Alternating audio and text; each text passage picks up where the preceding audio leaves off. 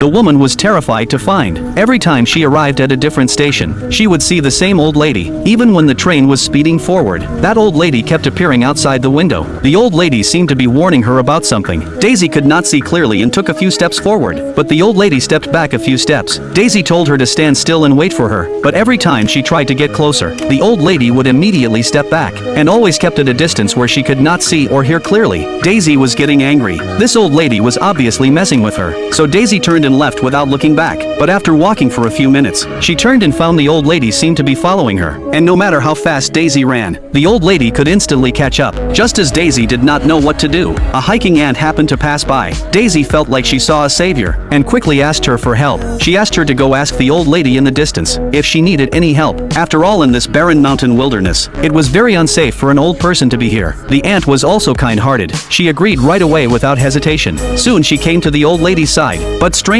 after the old lady said a few words, the ant looked at Daisy in horror, then screamed and ran away like crazy. Daisy was terrified by this scene, and quickly ran away from the spot as fast as she could. Then she reached a small town not far away, but when she looked back, the old lady was still following her. Daisy was so scared she rushed into a nearby inn. The crowded room gave her a temporary sense of safety, so she quickly told everyone. She said she was being followed by a strange old lady, and asked if anyone in town knew her. The innkeeper looked and said, this was a stranger, but she looked quite old. She probably meant no harm to Daisy. As he spoke, he warmly invited her inside, and said if there was any misunderstanding they could clear it up face to face. However, when the innkeeper walked outside, the same thing happened again. After hearing what the old lady said, the innkeeper first looked at Daisy in horror, then ran off like a madman. This really scared Daisy badly. She immediately decided to stay at the tavern that night, and not leave again. But after one night passed, the old lady was still standing at the door without leaving. Daisy then directly booked another 7 days. She wanted to see how long this old lady could hold on, but by the 5th day, the hostess wanted to kick her out. Because of Daisy's presence, the old lady was always standing at the door. It seriously hurt their business, and that day after the innkeeper spoke with the old lady, he vanished into thin air, and never came back. Daisy had no choice but to take a ride home. When she got home, she told her mother about the old lady,